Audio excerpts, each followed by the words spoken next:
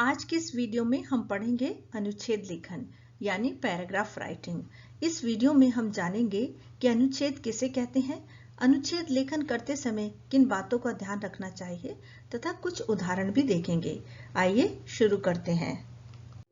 अनुच्छेद लेखन किसी विषय से संबंधित भावों विचारों को सीमित शब्दों में एक अनुच्छेद में लिखना अनुच्छेद लेखन कहलाता है।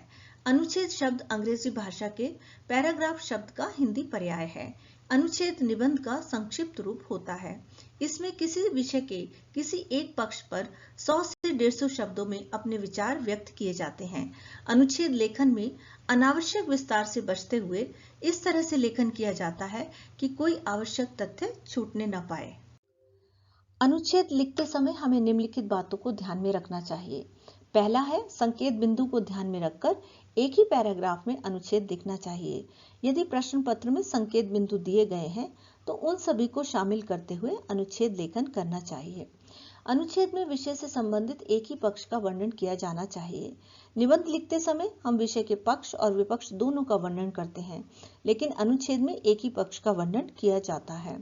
भाषा सरल, स्पष्ट और प्रभावशाली होनी चाहिए।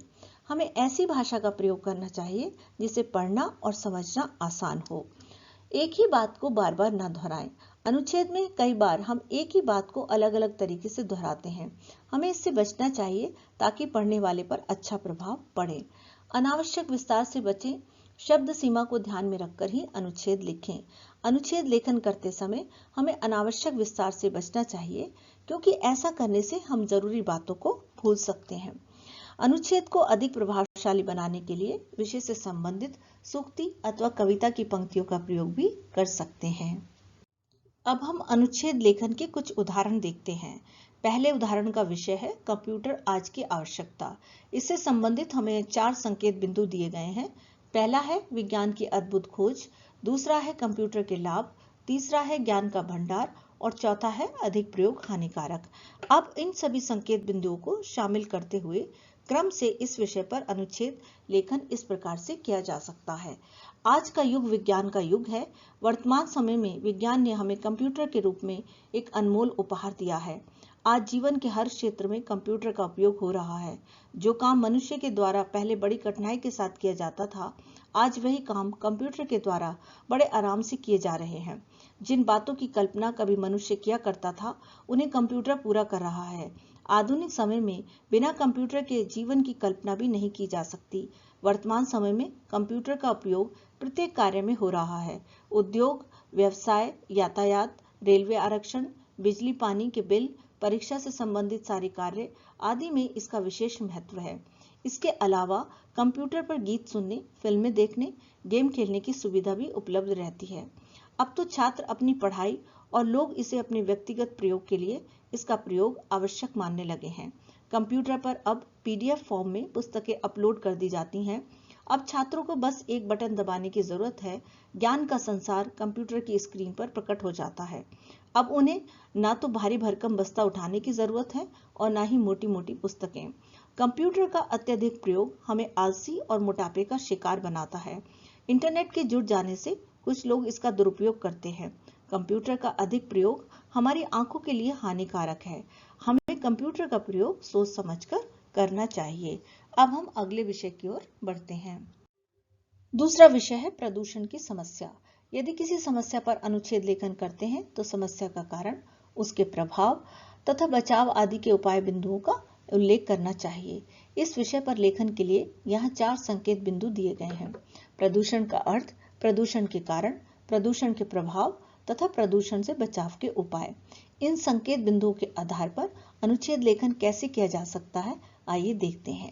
स्वस्थ जीवन के लिए यह आवश्यक है कि हम जिन वस्तुओं का सेवन करें, जिस वातावरण में रहें, वह साफ सुथरा हो। जब हमारे पर्यावरण और वायुमंडल में ऐसे तत्व मिल जाते हैं जो उसे दूषित करते हैं तथा इनका स्तर इतना बढ़ जाता है कि स्वास्थ्य के लिए हानिकारक हो जाते हैं, तब यह स्थिति प्रदूषण कहलाती है। पर्यावरण इतना प्रदूषित हो गया है कि आदमी को सांस लेने के लिए शुद्ध हवा मिलना कठिन हो गया है। प्रदूषण का मुख्य कारण कल कारखानों से निकलने वाला जहरीला धुआं और रासायनिक पदार्थ है। जहरीला धुआं वायु में और रासायनिक पदार्थ पानी में मिलने से दोनों प्रदूषित हो जाते हैं। वाहनों से निकलने वाले जहरीले धुएं से भी वायु और ध्वनि प्रदूषण होता है। वृक्षों की अंधाधुंध कटाई से भी प्रदूषण में बढ़ोतरी हो रही है। प्रदूषण के दुष्प्रभाव के कारण प्राकृतिक असंतुलन उत्पन्न हो गया है। वायुमंडल में कार्बन डाइऑक्साइड, सल्फर डाइऑक्साइड की मात्रा बढ़ गई है। मोटर गाड़ियों और फैक्ट्रियों के शोर के कारण स्वास्थ्य बुरी तरह से प्रभावित हुआ है। अतिवृष्टि, अनावृष्टि, असमय वर्षा प्रदूषण का ही दुष्परिणाम है। प्रदूषण को रोकने के लिए हमें अधिक से अधिक पेड़ लगाने चाहिए। पेड़ लगाने से अधिक कोई भी पुण्य कार्य नहीं है। पेड़ लगाकर प्रकृति में संतुलन लाया जा सकता है। कारखानों को शहर से बाहर ले जाना चाहिए। वाहनों का प्रयोग कम करना चाहिए। इसके अलावा हमें सादा जीवन, उच्च विचार वाली जीवन शैली को अपनाते हुए प्रकृति के करीब लौटना चाहिए। यहाँ हम देखते हैं कि दिए गए सभी संकेत बिंदुओं का क्रम से स्पष्ट उल्लेख किया गया है। अब हम अगले विषय की ओर बढ़ते हैं। तीसरा विषय है परोपकार। इसके संकेत बिंदु इस प्रकार हैं। परोपकार का अर्थ, प्रकृति और परोपकार, भारतीय संस्कृति का मूल आधार, परोपकार मनुष्य का उत्तम गुण। इनके आधार पर अनुच्छेद लेखन इस प्रकार से किया जा सकता है। परोपकार शब्द पर और उपकार दो शब्दों से मिलकर बना है। इसका अर्थ होता है दूसरों का भला करना और दूसरों की सहायता करना। किसी की मुसीबत में मदद करना ही परोपकार कहलाता है। परोपकार की यह शिक्षा हमें प्रकृति से मिली है।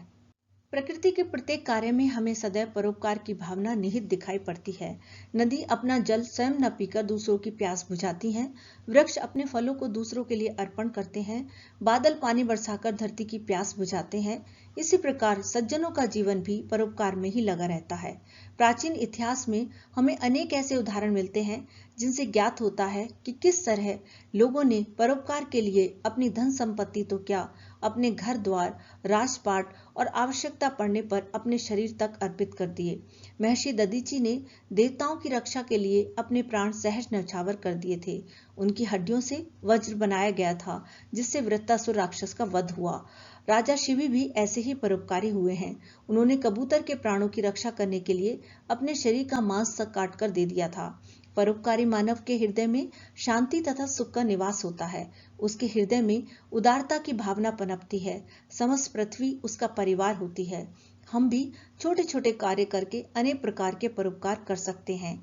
भूखे को रोटी खिलाकर, भूले भटके को राह बतलाकर, अशिक्षित को शिक्षा देकर, अंधे व्यक्ति को सड़क पार कराकर, प्यासे को पानी पिलाकर, कमजोरों की रक्षा करके तथा धर्मशालाएं आदि बनवाकर परोपकार किया जा सकता है। मानव जीवन बड़े पुण्यों से मिलता है। उसे परोपकार जैसे कार्यों में लगाकर ही हम सच्ची शांति प्राप्त कर सकते हैं। इस वीडियो में बताए गए अनुच्छेद लेखन के सभी नियमों को ध्यान रखकर आप परीक्षा में आने वाले अन्य विषयों का अभ्यास कर सकते हैं। यदि आपको ये वीडियो पसंद आई हो तो प्लीज लाइक करें, मित्रों के साथ शेयर करें तथा बेल आइकॉन को प्रेस करना ना भूलें ताकि आपको मेरी नई वीडियो की नोटिफिकेशन मिलती रहे। धन्यवाद।